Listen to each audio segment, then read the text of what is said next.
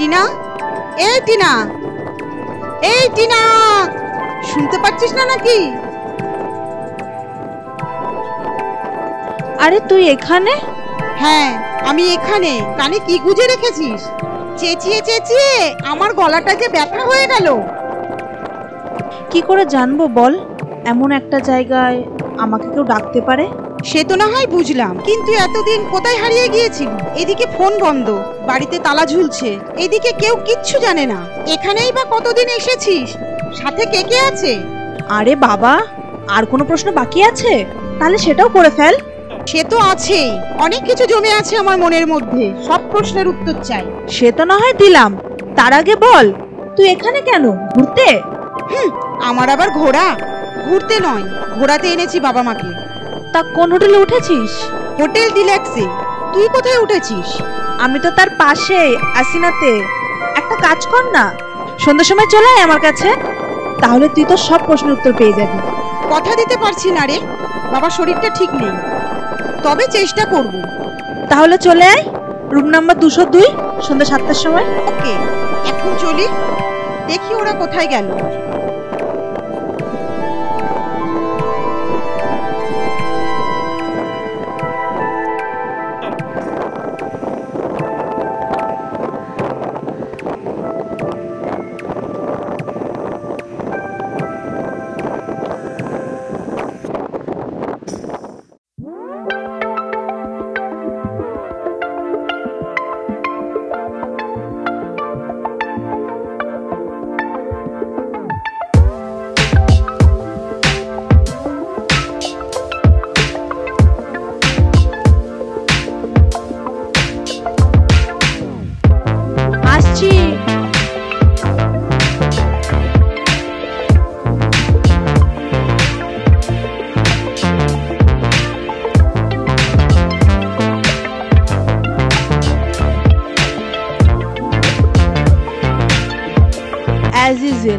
একদম সময় মতো আয়, আয় ভেতরে আয়, আমি তোর জন্য অপেক্ষা করছিলাম।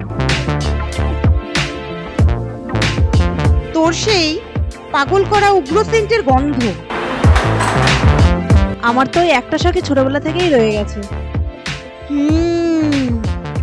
তাহলে কি এটা বড়বেলাকার শখ? সেটা বলতে পারিস, কিন্তু তবে কি জানিস, এটা শখ নয়, এটা অবলম্বন, যেটা ধরে আমি একটু বেঁচে থাকার রসদ পাই। তা বললে তো শুনবো না। আমি তোর পুরো কথাটাই শুনতে চাই, অবশ্য তোর যদি কোনো আপত্তি না থাকে। আপত্তির কি আছে? তার আগে বল, চলবে তো নাকি আবার? না না, চলবে চলবে, কিন্তু ছোট করে, না হলে আবার রুমে ফিরতে পারবো না। ফিরতেই হবে এ কথা কে বলেছে? আমার কাছে কি থাকার জায়গা নেই নাকি? যাই হোক, তোর কি প্রশ্ন ছিল জানো? কিছু প্রশ্নের উত্তর আমি তোর ঘরে এসে পেয়ে গেছি। যেমন তুই এখনো সিঙ্গেল, আর তোর হাতে অনেক পয়সাও আছে। বাকিটা বল। টাকা আমার বরাবর ছিল, অবশ্য তোর মনে আছে কিনা জানি না, আমার বাবা একজন বিখ্যাত ডাক্তার ছিলেন, অবশ্য তিনি এখন মারা গেছেন। আর দ্বিতীয়ত, আমি এখনো এখন সিঙ্গেল। চিয়ার্স। মানেটা তো বুঝলাম, কিন্তু কেন? আচ্ছা সোনিয়া, তোর তোরা আমাকে কতটা চিনিস বলতো? মানে আমার সম্বন্ধে কতটা জানিস? যতটা তুই ওই কলেজে নিজেকে প্রকাশ করেছিলি। কিন্তু আমি একটা কথা কিছুতেই বুঝতে পারছি না, আমাদেরকে কিছু না জানিয়ে নিজের ফোন অফ করে কোথায় চলে গেছিলিস তুই? গিয়েছিলাম অপারেশন করাতে। মানে? দাঁড়া, তোকে একটা জিনিস দেখাই। দেখ তো, চিনতে পারিস কিনা? এটাকে দেখে তো মনে হচ্ছে এটা তোর ভাই। না রে, ওটা আমি। জানিস সোনিয়া, আমি কিন্তু বাই বর্ন, মেয়ে নয়, ছেলে। কি বলছিস রে? হ্যাঁ রে, কিন্তু আমি যত বড় হতে থাকলাম নিজেকে ছেলে ভাবতে কেমন একটা ভয় হতে থাকলো। তারপর স্কুলে ভর্তি হলাম, সেটাও আবার কোয়েড স্কুল। সেখানে আমার ছেলে ফ্রেন্ডের থেকে মেয়ে ফ্রেন্ডরাই বেশি ছিল। বাড়িতে এই নিয়ে প্রচুর প্রচুর অশান্তি হতো। বাবা মা কি আর বলবো তোকে, একটা একটা অদৃশ্য শক্তি আমাকে চেপে ধরে রাখতো। আমি শ্বাস নিতে চাইতাম, দম বন্ধ হয়ে আসতো, আমি কিচ্ছু করতে পারতাম না। কিন্তু যখন কলেজে ভর্তি হব তখন ঠিক করলাম আর না, অনেক হয়েছে, এবার আমি নিজের মনের কথা শুনবো। সেই মতো মেয়ে হয়ে কলেজে যাওয়া। কিন্তু এই নিয়ে অনেকের মনে খটকা লেগেছিল, কিন্তু তাতে আমার ছেঁড়া গেছে। জানিস তো, এসব জায়গা থেকে আমি ওভারকাম করতে পেরেছি, আমি সাকসেস। কি বলছিস টিনা? তোরাও কেউ কিছু বুঝতে পারিসনি, কিন্তু আমি নিজে ভেতর থেকে শান্তি পাচ্ছিলাম না। ওই যে একটা পেন্ডুলামের মতো দুই পায়ের মাঝখানে ঝুল ছিল, সেটা নিয়ে আমি কি করব? এইদিকেও বাবা মারা গেছেন, মাও আর বেশি দিন থাকলো না। তারপর ডিসিশন নিলাম এবার অপারেশনটা করাতেই হবে। সেখানেই মাস 6 থাকার পর অমিতের সাথে পরিচয় হয়। তার 6 মাস পর আমাদের বিয়ে হয়। জানিস তো, অমিত ছেলেটা খুব ভালো ছিল। আরে, এ তো পুরো হিন্দি সিনেমাকে হার মানাবে।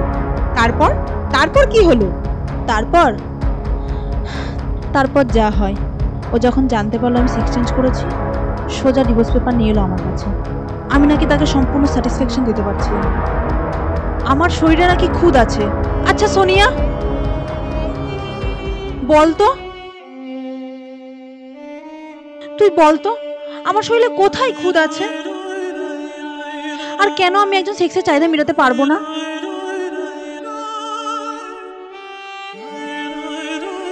না টিনা, খুদ তোর শরীরের নয়, খুদ তোর মনের নয়, খুদ আমাদের সমাজে, খুদ আমাদের দৃষ্টিভঙ্গিতে। তো নয়তো বিয়ে তো আমিও করেছিলাম, কিন্তু আমি তো তোর মতন সেক্স পাল্টাইনি। তাহলে কেন আমি সবকিছু ছেড়ে চলে আসলাম? কেন? ডক্টর বলল আমার নাকি ইউট্রাসের প্রবলেম, আমি বেবির মা হতে পারবো না। এটা আমার দোষ। আর তুই মেয়েতে রূপান্তরিত হওয়ার পরেও সংসার করতে পারলি না, এটা তোর দোষ। আর যারা এই সমাজ চালায় সেই পুরুষের দল আমাদের এই শরীরে দাগ দিয়ে দেয়, দেখ দেখ, তাহলে তাদের কোনো দোষ নেই।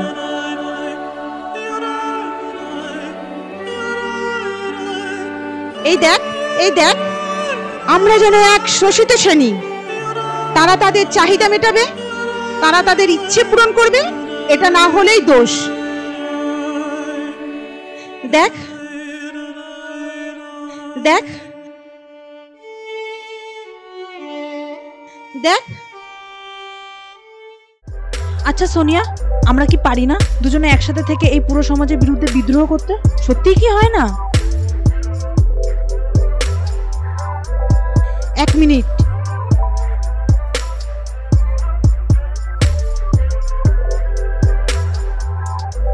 হ্যালো, হ্যাঁ বাবা, আমি টিনার কাছে থেকে গেলাম।